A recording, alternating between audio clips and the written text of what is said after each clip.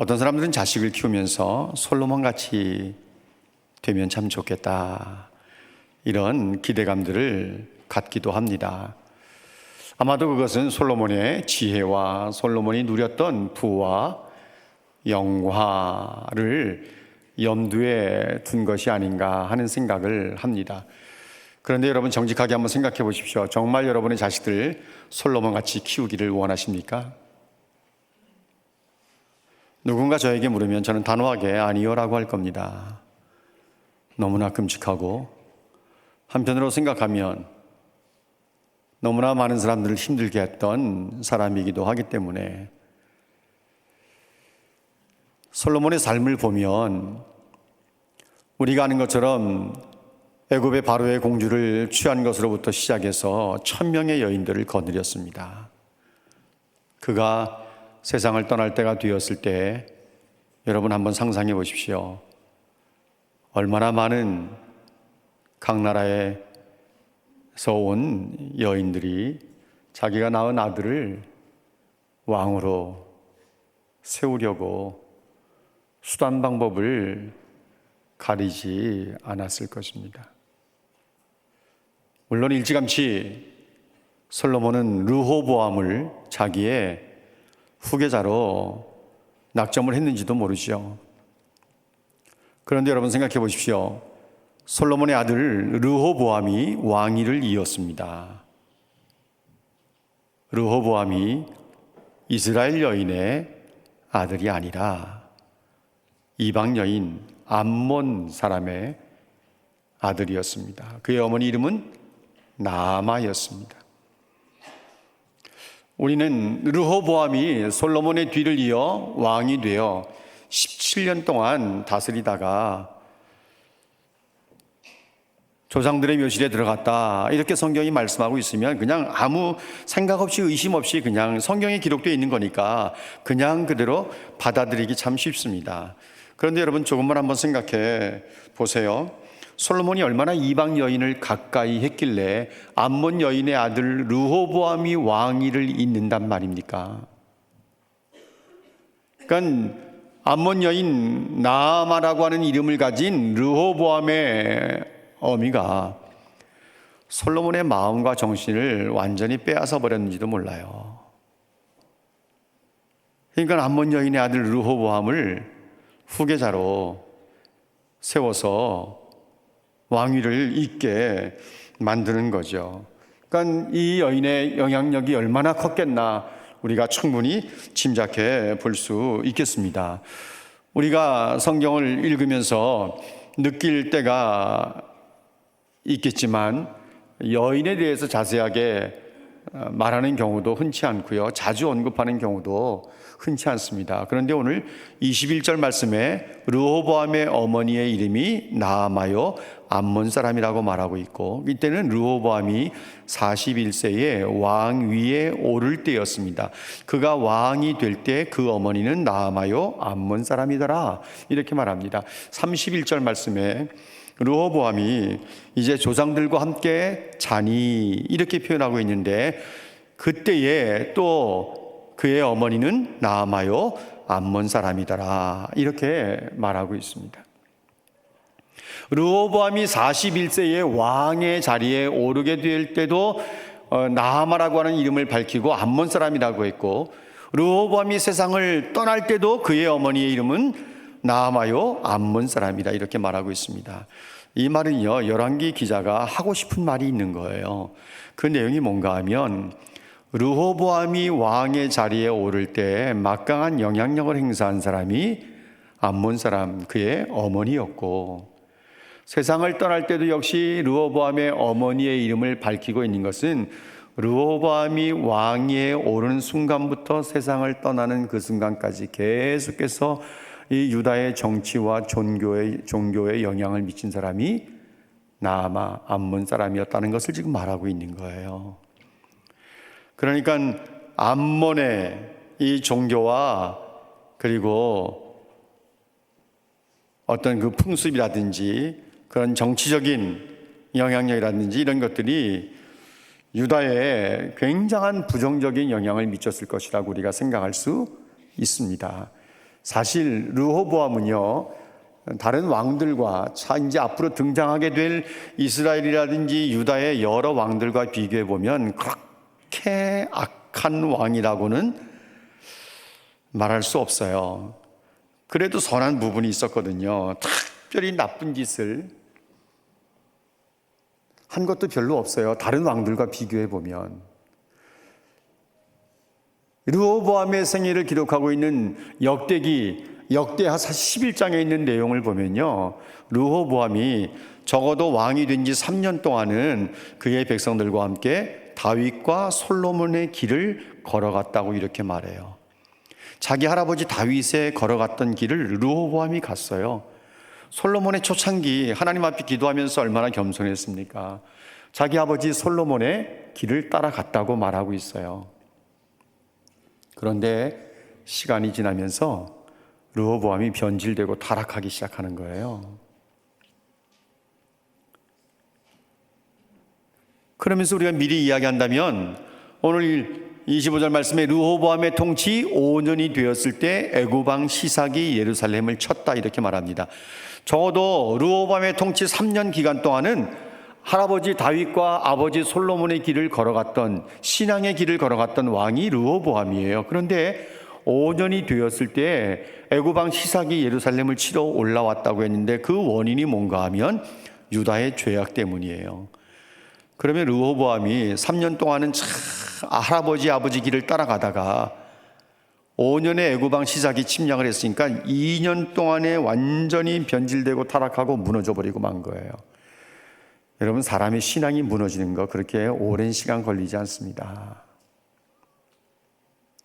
변질되고 타락하는 것도 그렇게 오래 걸리지 않습니다. 르호보암은요, 어떤 면에서 보면 굉장히 무능력했어요. 그리고요, 어리석은 왕이기도 했어요. 그의 통치 아래 유다 백성들이 타락하고 변질되고 하나님 앞에 무서운 악을 범하는 것이 그렇게 오랜 시간이 걸리질 않았어요. 여러분, 22절 말씀을 한번 보십시오. 유다가 여호와 보시기에 악을 행하니. 적어도 3년 동안은 하나님 앞에 바른 길 걸어갔거든요. 그런데 유다 백성들이 언제 변질되고 언제 타락했는지 하나님 보시기에 악을 행하면서 가는 거예요. 어느 정도인가 하면 그의 조상들이 행한 일보다도 훨씬 뛰어나게 했다는 말은 잘했다 이런 것이 아니라 훨씬 더 심하게 하나님 앞에 죄를 범했다는 거예요. 죄범한 것이 훨씬 더 심했다는 거예요. 그래서 하나님을 노엽게 만들었다는 것입니다. 하나님을 분노하게 만들었다는 거예요. 그 죄악의 내용이 뭔지 아세요? 23절 24절이에요. 모든 산 위에와 푸른 나무 아래에 산당을 짓는 거예요. 여러분, 이스라엘이라고 하는 나라는 신정국가예요. 어느 한 가정이 돈이 많다고 해서 산당을 짓고 싶다고 해서 마음대로 지을 수 있는 것은 아니에요. 적어도 관의 허락이 있어야 되는 거예요. 쉽게 얘기하면 정부의 허락이 있어야 되는 거예요. 그런데 산 위에와 모든 푸른 나무 아래에 산당을 지었다고 하는 것은 이 일에 관이 관여했다고 하는 거죠. 그러니까 나라 전체가 부패했다고 하는 것을 말하는 거예요. 그러면서 우상을 세워요. 아세라상을 세워요. 우상은 금송아지 우상을 말하는 것이 아니라 아버지 솔로몬 때에 수많은 여인들을 아내로 취하면서 첩으로 취하면서 그들이 들어올 때 함께 가지고 왔던 외국 여러 나라의 그 우상들을 가리키는 말이죠. 그리고 아세라 상을 세웠다 이렇게 말합니다. 여기 아세라 신은요, 여신이에요. 다산의 신이에요. 이 아세라 신을 섬기면 자식을 낳는다고 하는 미신적인 신앙이 있었어요. 그래서 사실 가나안 사람들은 이 신앙을 가지고 있었거든요. 아세라 신이 가는 곳에는 꼭 따라오는 신이 있어요. 그게 바알 신이에요. 아세라 신은 여신이고요, 바알 신은 남신이에요. 이 남신인 바알은요, 농사의 신이에요. 풍요의 신이에요. 이스라엘 백성들은 지금까지 조상 대대로 살아오면서 무슨 일을 주업으로 삼았는가 하면 목축업이었어요. 그런데 가나안 땅에 들어오고 나니까 이 백성들이 농사를 짓는 거예요. 농사를 짓는데 농사가 잘 되도록 하기 위해서 섬기는 신이 누군가를 알아보니까는 바알 신이에요. 많은 자식들을 낳고 있는데 그 자식을 누가 주는가 알아보니까 아세라 신이 준다고 그들은 믿고 있었던 거예요. 그래서 바알과 아세라 신을 섬기는 거예요. 여기는 바알 신의 이름을 등장시키지 않았지만 아세라가 가는 곳엔 바알이 함께 있는 거예요. 이게 바알 종교예요. 가나안 종교의 실체예요.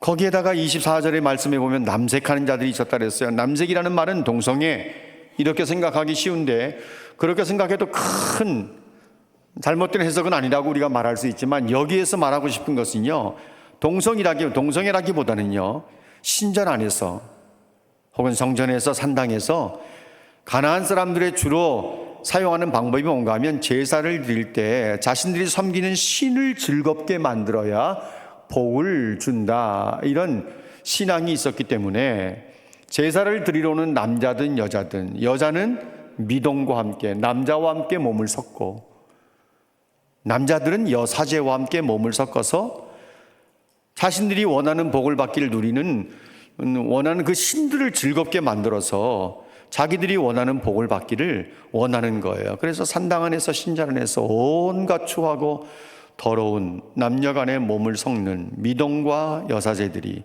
남창과 여창들이 굉장히 많았던 거예요. 이게 남색이에요.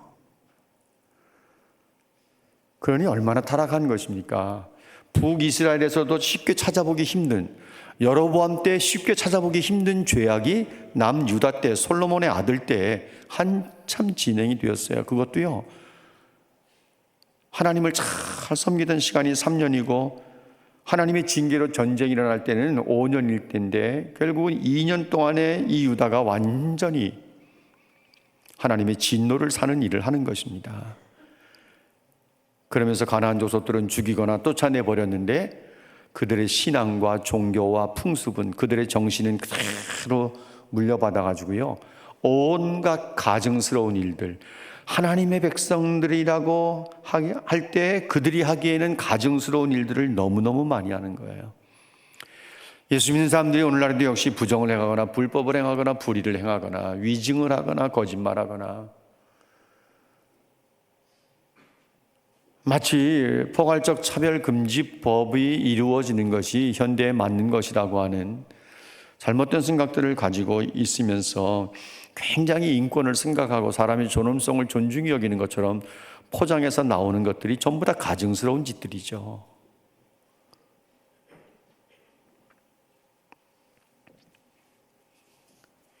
하나님께서는 하나님의 백성의 정체성을 갖고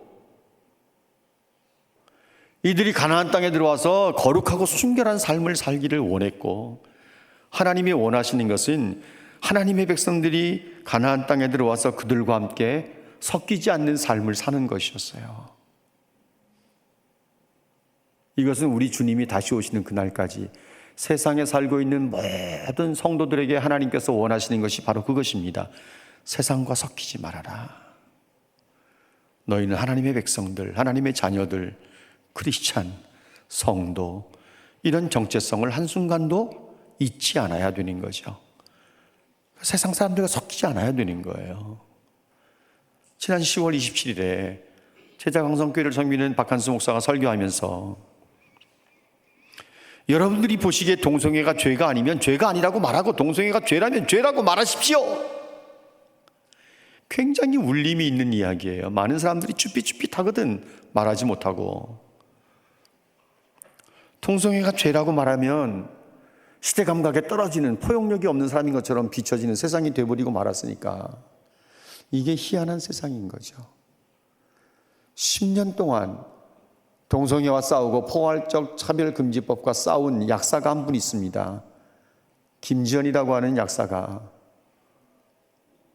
수많은 교회를 다니면서, 학교를 다니면서 청소년들에게, 성도들에게 부르짖었던 내용, 그는 10월 27일에 희정화 광장에 있으면서 하나님께서 기적을 보여주셨다고, 자기가 이런 것을 꿈꿨는데 이런 것이 정말 현실이 될 줄 몰랐다고, 얼마나 하나님 앞에 감사의 눈물을 흘렸는지 모른다고 하는 고백을 했습니다. 동성애가 죄라고 생각하면 죄라고 분명히 말할 수 있어야 돼요.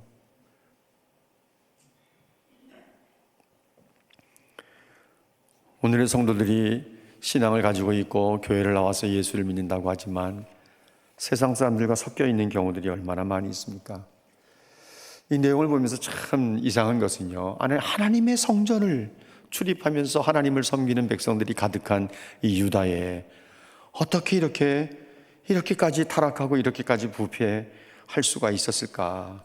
유다의 영적인 부패는 결국은 17년 통치한 르호보암의 무능력 속에서 일어난 일이고, 그의 어머니 암몬 여인 나아마가 원인이라는 것밖에는 설명할 길이 없다고 이 열왕기서를 주해하고 있는 송유영 교수가 그렇게 주석을 달았습니다. 부모의 영향력이 얼마나 큰지, 이렇게 해라 저렇게 해라 아무리 백날 이야기해도 부모가 말하는 말, 표정, 태도, 삶의 모습들, 자식들은 그것을 다 보고 배우고 닮아가지 않습니까? 의는 번영을 가져오지만 죄는 반드시 끝을 보게 만드는 것입니다. 하나님을 분노하게 했던 이 유다 백성들에 대해서 하나님께서 애굽의 시삭 왕을 들어서 예루살렘을 치게 만들었어요. 여러분, 애굽의 시삭의 전쟁 기념비에 의하면 이런 기록이 남아 있습니다.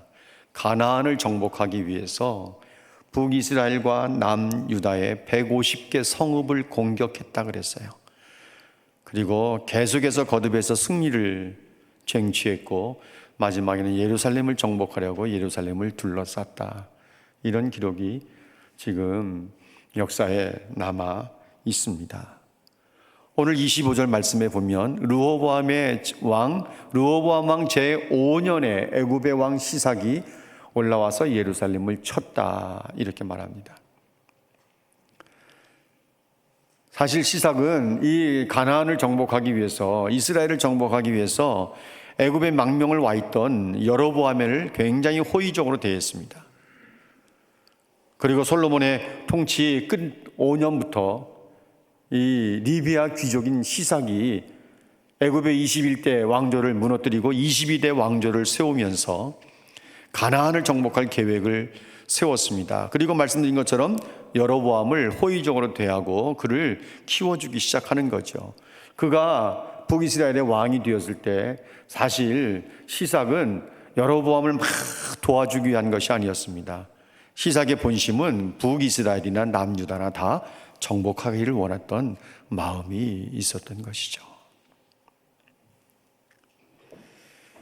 시삭의 약탈이 얼마나 심했는지 성전의 보물, 왕궁의 보물 싹 다 빼앗아 갔습니다. 솔로몬이 만든 금방패 그것까지도 다 빼앗아 가버리고 말았습니다. 이런 성경의 내용을 보면 이렇게 생각하실지 모르겠어요. 설마 방패를 금으로 만들었으려고 도금 정도 했겠지. 도금 아니에요. 이 방패가요, 전쟁터에 나가서 싸우는 방패를 말하는 것이 아니라 의전용이에요. 의전용. 그래서 금을 부어서 금을 쳐서 금을 늘여가지고 의전용으로 방패를 만든 것이죠. 솔로몬 왕국 그러면 금이 흔했던 나라, 금을 돌처럼 여겼던 나라, 이런 생각을 갖게 했는데 이 모든 금, 부요의 상징이었던 금을 애굽에 다 빼앗겨 버리고 말았습니다. 그래서 르호보암이 금과 비슷한 색깔을 내는 무엇으로 방패를 만들었어요? 노스로 방패를 만들었어요. 그리고 왕을 의전할 때 시위소에 있던, 경호실에 있던 그 방패를 가지고 나와서 의전을 하고 끝내면 다시 경호실에, 시위소에 방패를 갖다 두고 그렇게 했습니다.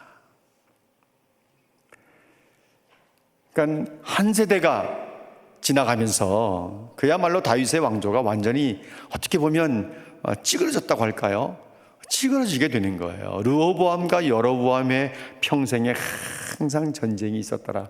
그것이 우리가 읽은 30절 말씀입니다. 그러니까 솔로몬 나라 그러면 이걸 이야기하고 평안 이렇게 이야기하는데 솔로몬의 평안은 그 아들 르호보암 시대에는 완전히 사라져버리고 말았습니다.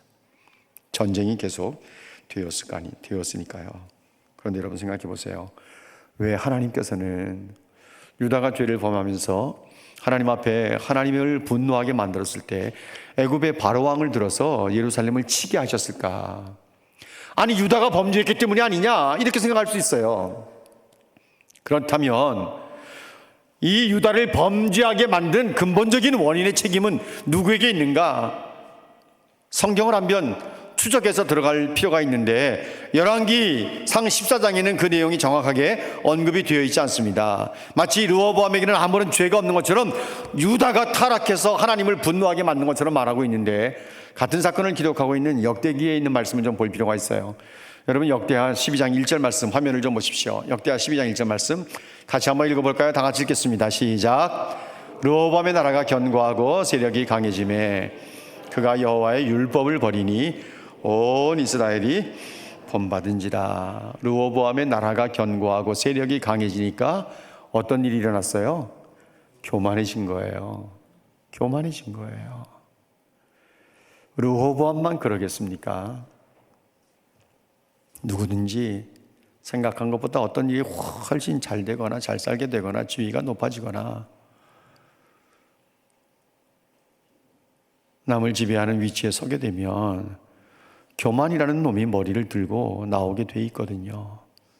그러니까 말씀 없어도 산다. 하나님의 율법을 버렸어요. 온 백성이 왕을 본받았어요. 백성들도 말씀을 다 버렸어요. 율법을 다 버렸어요.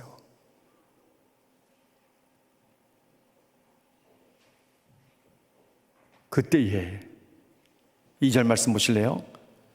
2절 그때 그들이 여호와께 범죄하였으므로 범죄에 대한 책임을 물으시는 거죠. 르호보암 왕 5년에 애굽 왕 시삭이 예루살렘을 치러 올라오는 거예요. 단번에 예루살렘을 친 게 아니라요, 150개 성읍을 정복해 들어가면서 마지막에 예루살렘을 치는 거예요. 유다의 수도 성읍인 예루살렘을 치는 거죠. 얼마나 많은 군대를 이끌고 왔는지 3절 4절 말씀에 보면 병거가 1200대고 마병이 6만 명인데요, 그와 함께 온 백성 리비아에서 왜 와요? 시삭이 리비아의 귀족이에요.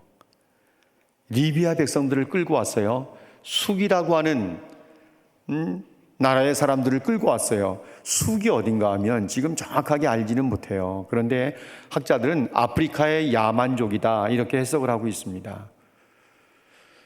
그래서 아프리카의 야만족들을 끌고 와요. 구스 사람들이 함께 와요. 구스는 지금의 에티오피아 사람들이에요. 그러니까는 이 애굽의 시삭 왕이 바로가 통치하는 지역이 굉장히 넓었어요. 헤아릴 수 없이 많은 사람들을 유다와 예루살렘을 치러 온 것입니다. 그러니까 성읍을 빼앗기고 예루살렘에 다 이제 장관들과 왕이 함께 모여서 있을 때에 스마야 선지자가 뭐라고 이야기하는가 하면요, 너희가 여호와 하나님의 말씀께서 하나님이 말씀하시기를 너희가 여호와의 말씀을 버렸기에 나도 너희를 버려 애굽 왕 시삭의 손에 넘겼다 이렇게 말씀하세요. 여러분 르호보암이 언제 하나님을 버렸어요? 율법을 버린 거예요. 율법을 버렸는데 하나님께서 스마야 선지자를 통해서 그것에 대해서 어떻게 해석하는가 하면 하나님을 버렸다고 이렇게 해석하시는 거예요. 율법을 버린 것을, 말씀을 버린 것을, 하나님 말씀에 순종하지 않는 것을 하나님을 버린 것으로 해석을 하는 거예요. 여러분 이 말씀을 우리가 오늘 이 시대를 살아가는 성도들은 어떻게 봐야 합니까? 오늘의 성도들은 내가 약해서 하나님의 말씀에 순종하지 못할 뿐이지 내가 주님을 버린 적은 없다 이렇게 생각할 수 있어요. 그런데 우리가 구약적으로 해석하면 말씀에 순종하지 않는 것이 하나님을 버린 것이라고 말씀하시는 이 스마야 선지자의 해석을 놓고 볼 때에 그것이 하나님께서 말씀하신 것이라고 말씀하신 말씀을 이 왕과 장관들에게 하는 내용을 우리가 들을 때 우리가 하나님의 말씀에 불순종하는 것은 하나님을 버리는 것이 아닌가. 사실 신앙의 정신은 같은 거예요. 그런데 구약 시대와 우리가 사는 이 시대와 분명히 다른 것이 있어요. 그것이 뭔가 하면 구약의 이스라엘 백성들은요, 시내산 언약이 기초가 되었고 이 시대를 살아가는 성도들에게는 예레미야를 통해서 하나님께서 새롭게 맞으신 새 언약이 기초가 되었어요. 예루살렘 언약은요 조건적이에요. 너희가 내게 순종하면 너희는 내 백성이 되고 나는 너희 하나님이 된다. 새 언약은요, 조건이 없어요. 하나님께서 우리에게 무조건적으로 은혜를 주시는 거예요. 그래서 우리가 말씀에 순종하더라도 내 안에 계신 성령님이 나를 떠나거나 버리시는 일은 절대로 없어요. 말씀에 순종하지 못하는 삶을 산다 하더라도 하나님이 우리가 하나님을 버린 것이라고 성경은 우리에게 그렇게 말씀하고 있지는 않습니다. 그렇지만 구약적인 해석으로 한다면 분명히 말씀을 버리고 불순종하는 것은 하나님을 버리는 것으로 하나님은 그렇게 보셨어요. 이 시대도 정신만큼은 같아야 돼요.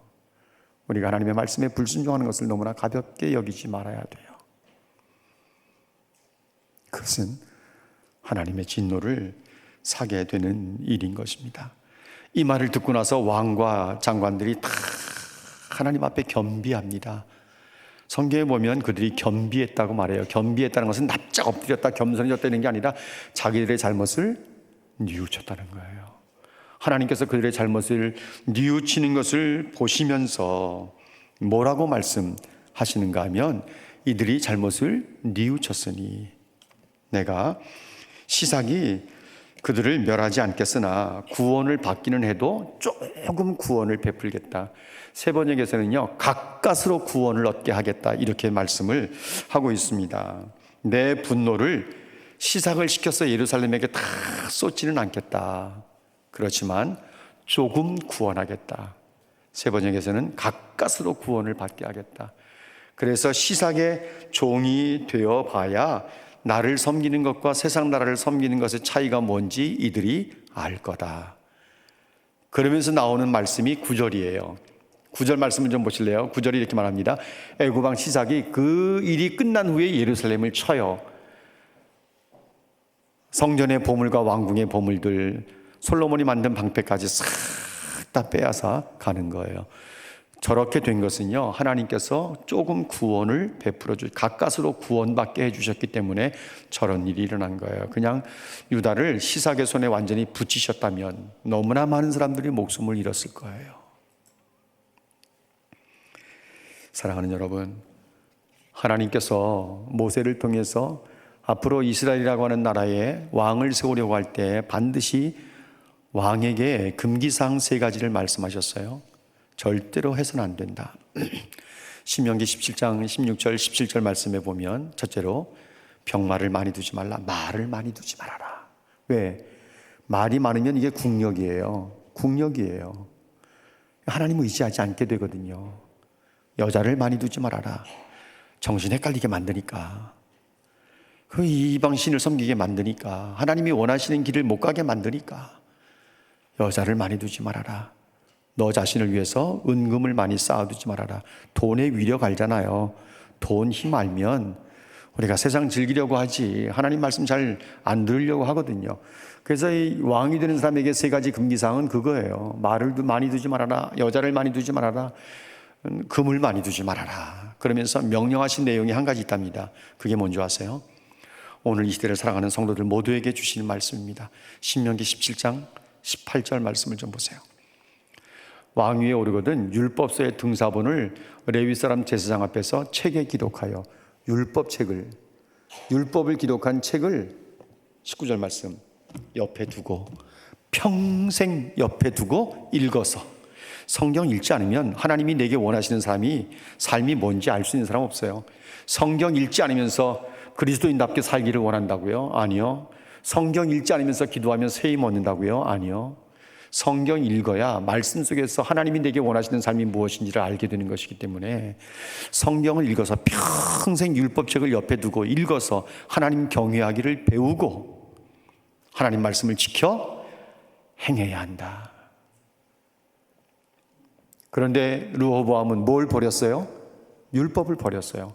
평생 율법책을 자기 옆에 두고 읽어서 하나님 경외하기를 배우고 말씀대로 살아야 할 왕이 율법을 버렸어요. 하나님께서는 그것을 하나님 자신을 버리신 것으로 여기신 거죠.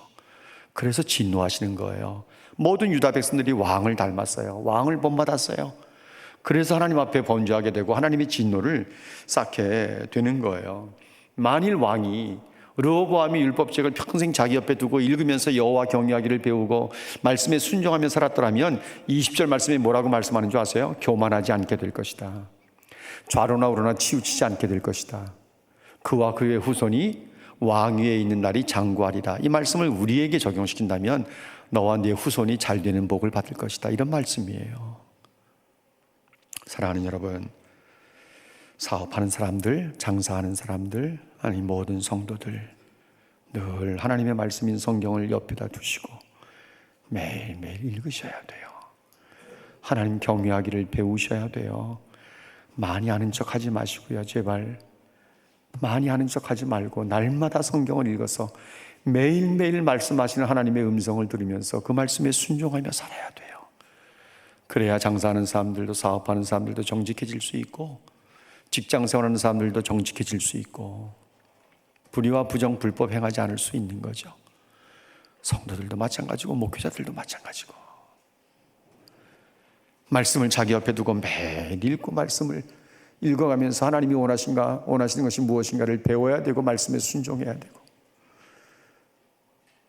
그래야 아나무인의 사람이 되지 않을 수 있어요. 그래야 교만하지 않을 수 있어요.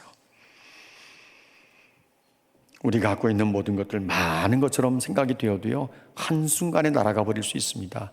우리가 가지고 있는 그 많은 재물, 명예, 그 모든 어떤 인맥들 이런 것들 한순간에 사라져 버릴 수 있다니까요. 하나님이 불어버리시면 그냥 날아가 버리는 것들이에요. 여러분 뭘 믿고 삽니까? 뭘 믿고 큰 소리 쳐요? 우리의 배경이 되시는 하나님 믿으면, 하나님 신뢰하면, 그분 붙잡으면 그래도 큰 소리 칠 수 있어요. 근데 세상 것 가지고 있다고 큰 소리 칠 수 없어요. 왜요? 건강 한순간이에요. 재물 한순간이에요. 명예 한순간이에요. 추락하는 것 한순간이에요. 올라가는 데는 평생이 걸려도 추락은 정말 순간적이라고요. 잘 되고 성공하는 것처럼 보여도요 하나님 앞에서 바르게 해야 돼요.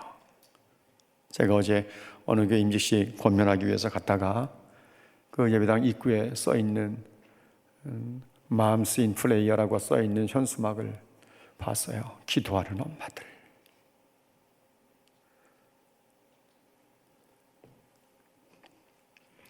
말씀을 가까이 하면서 하나님 경외하기를 배우고 부모님들이 특히 어머니들이 자식들 위해서 눈물로 기도하고